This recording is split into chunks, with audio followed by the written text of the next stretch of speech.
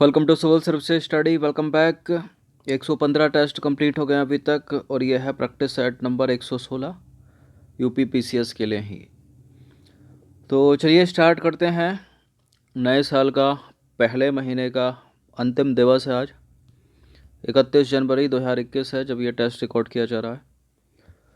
तो प्रश्न क्रमांक संख्या 1 पर आ जाइए जल्दी से। किसने विधवा गृह की स्थापना की थी? इस पूरी की पूरी टेस्ट सीरीज़ का लिंक आपको डिस्क्रिप्शन बॉक्स में मिल जाएगा। प्लेलिस्ट बना रखी है, वहाँ पर आप टेस्ट नंबर 1 से लेकर 116 तक पहुँच सकते हो। किसने की थी विधवा गृह की स्थापना? बताइए। देवेंद्रनाथ टैगोर नहीं है, ईश्वर चंद्र विद्यासागर भी नहीं है। D.K. Curve, option number B, विधवा गृह की स्थापना। तो विधवा गृह की स्थापना D.K. कर्वे ने की और महर्षि डॉक्टर धोंडो केशव कर्वे प्रसिद्ध समाज सुधारक थे, इनका पूरा नाम है ये। उन्होंने महिला शिक्षा और विधवा विवाह में महत्वपूर्ण योगदान दिया। उन्होंने अपना जीवन महिला उत्थान को समर्पित कर दिया। भारत के किस क्षेत्र में आर्द्र उष्णकटिबंधीय पर्वतीय वन पाए जाते हैं? बताइए। भारत के किस क्षेत्र में पाए जाते हैं आर्द्र उष्णकटिबंधीय पर्वतीय वन? मध्य भारत, शिवालिक क्षेत्र, दक्षिणी भारत या पश्चिमी भारत? आर्द्र उष्णकटिबंधीय पर्वतीय वन शिवालिक क्षेत्र में। तो भारत के शिवालिक क्षेत्र में आर्द्र उष्णकटिबंधीय पर्वतीय वन पाए जाते हैं।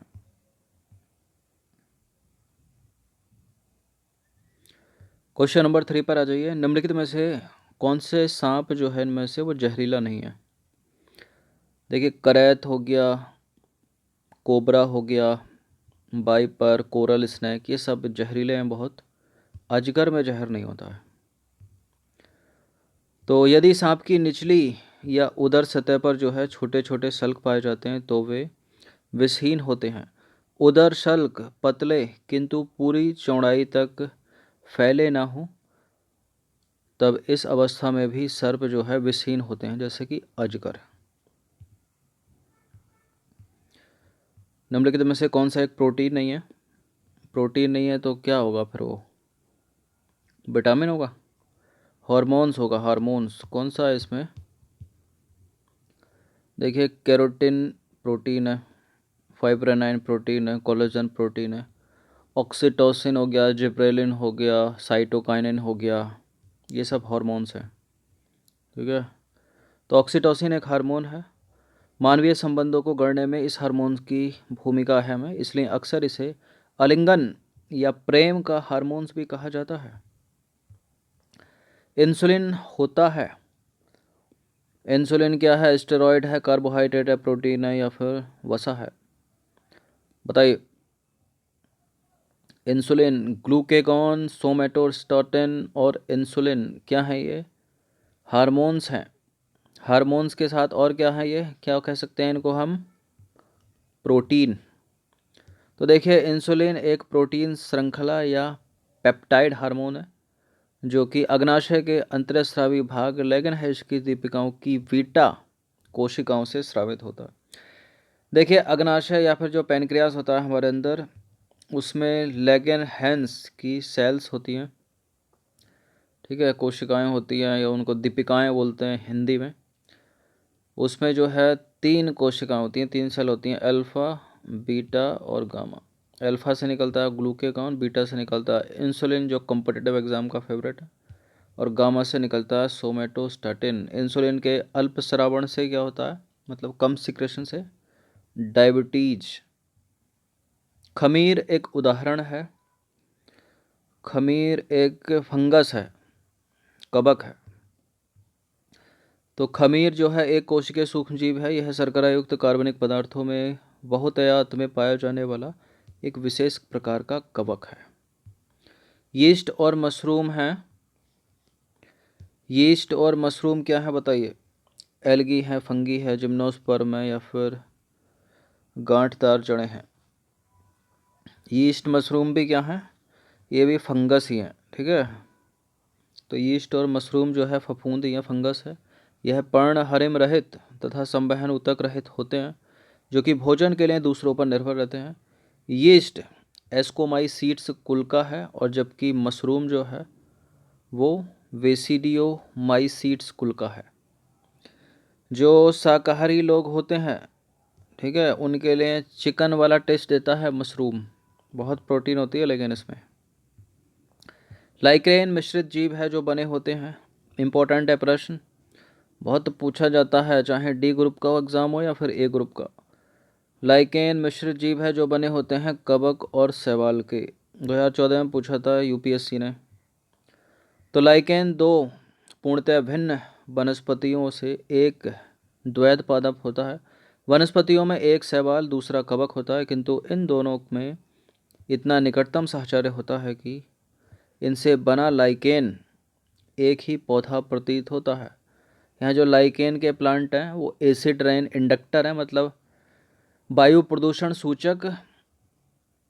एसिड रेन इंडक्टर मतलब अम्ल वर्षा सूचक, और साथ ही हैं ये वायु प्रदूषण सूचक भी पूछा जाता है। मशरूम के पादप अधिकतर होते हैं, मरुभूमि के पादप अधिकतर होते हैं। कैसे होते हैं ये? मांसल होते हैं, मांसल। तो मरुभूमि में पाए जाने वाले पौधे के कुछ भाग जल को संचित रखने के लिए अधिक मांसल तथा स्थूल होते हैं। सहतूत का फल है, सहतूत का फल क्या है?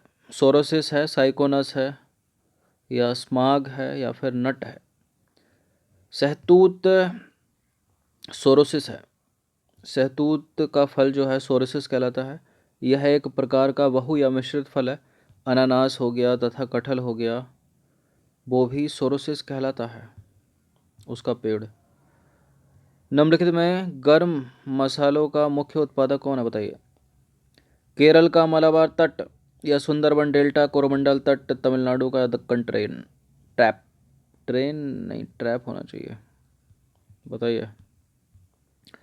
गर्म मसालों का मुख्य उत्पादक इनमें से कौन है? कोरोमंडल तट। तो कोरोमंडल तट गर्म मसालों का मुख्य उत्पादक है, और तमिलनाडु का तट है। झेलम का उद्गम स्थल बताइए, पता होगा आपको।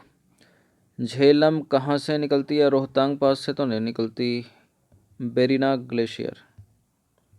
तो झेलम का उद्गम स्थल है बेरीनाग में। झेलम उत्तरी भारत में बहने वाली एक नदी है। वितस्ता जो है वो झेलम का वास्तविक नाम है या पूर्व नाम है। कश्मीरी भाषा में इसे व्यथ कहते हैं। इसका उद्गम है वेरीनाग नामी नगर में। तंत्रिका तंत्र की संरचनात्मक एवं क्रियात्मक इकाई किसे कहा जाता है? इम्पोर्टेंट है, रिपीटेड है। तंत्रिका तंत्र की संरचनात्मक एवं क्रियात्मक इकाई कौन सी है? न्यूरॉन है या फिर वृक्क तंत्रिका है? बताइए। तंत्रिका तंत्र की संरचनात्मक एवं क्रियात्मक इकाई है न्यूरॉन। तो न्यूरॉन यानी तंत्रिका कोशिका को तंत्रिका तंत्र की संरचनात्मक एवं क्रियात्मक इकाई कहते हैं। न्यूरॉन एक सूक्ष्मदर्शी संरचना है जो कि 3 भागों से मिलकर बनती है, कोशिका का ध्रुमाक्ष और तंत्रिकाक्ष। कर्ण मतलब कान का कौन सा पार्ट ध्वनि की पिच का निर्धारण करता है? स्टेपीज, कॉक्लिया, इनकस, कर्णपट्ट झिल्ली। कॉक्लिया, कॉक्लिया जो है वो ध्वनि का पिच का निर्धारण करता है, ठीक है। तो देखिए, कान में आने वाली ध्वनि तरंगों का जो पिच है वो कॉक्लिया द्वारा निर्धारित होता है। प्लेटलेट्स, जिसको हिंदी में बोलते हैं पट्टिकाणु, का निर्माण कौन सी कोशिकाओं के विखंडन से होता है? मोनोसाइट, लिम्फोसाइट, मेगाकैरियोसाइट, या फिर ग्रेन्युलोसाइट? बताइए। प्लेटलेट्स का निर्माण कौन सी कोशिकाओं के विखंडन से? मेगाकैरियोसाइट्स। देखिए, प्लेटलेट्स को थ्रोम्बोसाइट्स भी कहते हैं। यह अस्थि मज्जा की विशेष कोशिका मेगाकैरियोसाइट्स के टुकड़े में विखंडन से बनती है। ब्लड में इनकी संख्या होती है 1.5 लाख से 3.5 लाख प्रति घन मिलीमीटर। इनमें से किस में 4 कक्षीय हृदय नहीं पाया जाता?